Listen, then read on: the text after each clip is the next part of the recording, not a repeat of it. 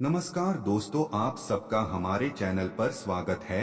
अगर आप चैनल पर नए आए तो कृपया चैनल को लाइक और सब्सक्राइब जरूर करें। भगवान श्री कृष्णा कहते कि अगर आपके कोई बेइज्जती कर रहा हो तो क्या करना चाहिए, इस कहानी के द्वारा बताना चाहते हैं, तो कहानी को पूरा जरूर सुने। अगर कोई आपके बेइज्जती करता हो तो उससे उलझना नहीं चाहिए, नहीं तो छोटी बात भी बड़े झगड़े का रूप ले सकती है, जो कि दोनों में से किसी के हित में नहीं होगा। यदि आप बेइज्जती करने वाले व्यक्ति की नजरों से ओझल हो सकते हैं तो हो जाएं। यदि वहां पर उपस्थित रहने के लिए आप विवश हैं तो उसकी बातों को अनसुना करें। आपका उस व्यक्ति की बातों पर ध्यान देना अग्निमेघी का काम करेगा, अर्थात वह आपकी और ज्यादा बेइज्जती करेगा। ऐसे इंसान गुस्से में होते हैं। क्रोधित इंसान सामान्य व्यक्ति नहीं रह जाता है, वह शैतान का रूप हो जाता है। अतः उससे दूरी ही अच्छी। यदि आप चुप रहेंगे तब बेइज्जती करने वाला व्यक्ति खुद ही शांत हो जाएगा और आपके मन को किसी को तकलीफ देने का कष्ट भी नहीं होगा। अपने मन को शांत रखना आपके हाथ में है। अतः प्रत्युत्तर न दें। श्री कृष्ण ने कहा है कि सम्मान एक ऐसी चीज है जो कमाई जाती है और इसकी कीमत रुपए पैसे धन नहीं होते, बल्कि आपका काम होता है। कोई भी व्यक्ति अपनी कामों से ही समाज में मान सम्मान पाता है, लेकिन कई बार ऐसा भी होता है जब दुर्जनों से आपका सामना होता है। कलयुग की शुरुआत ही जलन, ईर्ष्या, द्वेष, क्रोध आदि भावनाओं के साथ हुई है। ऐसे में कई बार आपका सामना ऐसे हालातों से भी होता है जब गलती न होने के बावजूद भी आपको अपमानित होना पड़ता है। कुछ ऐसे भी लोग मिलेंगे जो बिना बात ही आपका अपमान करने से नहीं चूकते, तो ऐसे में क्या किया जाए? इसका जवाब आपको गीता में शिशुपाल और श्री कृष्ण के एक प्रसंग से मिलता है। इसके अनुसार अपने कर्मों से ही मनुष्य जाना जाता है, इसलिए किसी के द्वारा सम्मान या अपमान किया जाना केवल उस क्षण के लिए ही होता है। आगे आपके सामाजिक जीवन में उसका कोई महत्व नहीं रह जाता, लेकिन आपके कर्म ही हमेशा याद किए जाते हैं। इसलिए अगर कोई व्यक्ति बेवजह और बार बार आपका अपमान करता है तो उसे अनदेखा करें।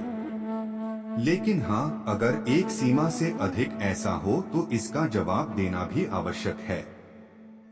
पर जवाब का अर्थ यह नहीं है कि आप भी बदले में उसका अपमान करें। वास्तव में ऐसा करना आपको उसके अपमान का ही हकदार बनाता है।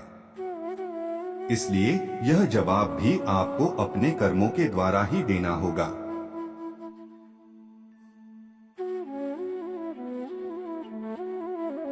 उसके अपमान की जो भी वजह हो, उसे अपने कर्मों के द्वारा गलत साबित करें। यकीन माने, संभव है अपमान करने वाला व्यक्ति भी आपके लिए सम्मान की दृष्टि रखने लगे। अगर नहीं भी तो उसका परिणाम अन्य सभी रूपों में आपके लिए सम्मान ही लेकर आएगा।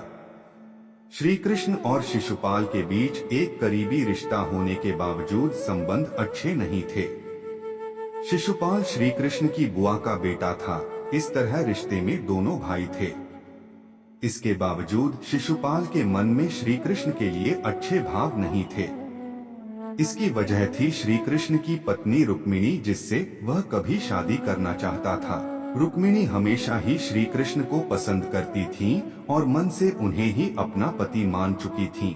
लेकिन उनका भाई रुक्मी कृष्ण को पसंद नहीं करता था और इसीलिए उसने चेदी राज्य के राजा शिशुपाल से उसके रिश्ते की बात तय कर दी। बाद में रुक्मिणी ने एक दाई के हाथों श्री कृष्ण से अपने मन की बात बताई और इस अनचाहे विवाह से बचाने की बात कही। श्री कृष्ण ने भी रुक्मिणी की खूबसूरती की कई कहानियां सुनी थी और वह भी उन्हें पसंद करते थे। आखिरकार उन्होंने रुक्मी को युद्ध में हराकर रुक्मिणी से शादी की। शिशुपाल ने इसे अपना अपमान समझा, इसलिए इसके बाद से उसके मन में कृष्ण के प्रति बैर भाव आ गए। एक बार युधिष्ठिर ने राजसूय यज्ञ आयोजित किया और शिशुपाल समेत कई राजाओं को आमंत्रित किया। वहां कृष्ण के प्रति लोगों की भक्ति, श्रद्धा और सम्मान देखकर वह क्रोधित हो उठा और उन्हें अपशब्द कहकर अपमानित करने लगा। इस पर पांडव उसे दंड देने को आतुर हो चुके।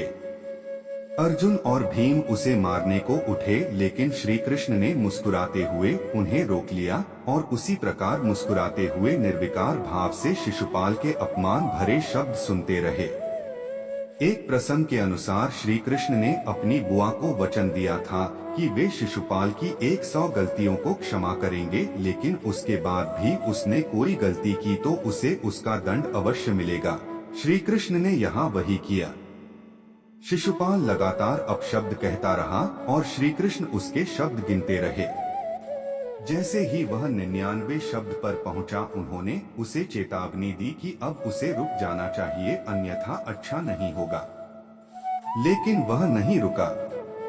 इस प्रकार 100वें शब्द के पूरा होते ही उन्होंने सुदर्शन चक्र से उसका सिर धड़ से अलग कर दिया। इस प्रसंग की सीख यही मानी जाती है कि बेवजह किए अपमान को एक सीमा तक दरकिनार करना चाहिए, लेकिन उसके बाद अपमानित करने वालों को अपनी वास्तविक क्षमता का एहसास अवश्य कराना चाहिए।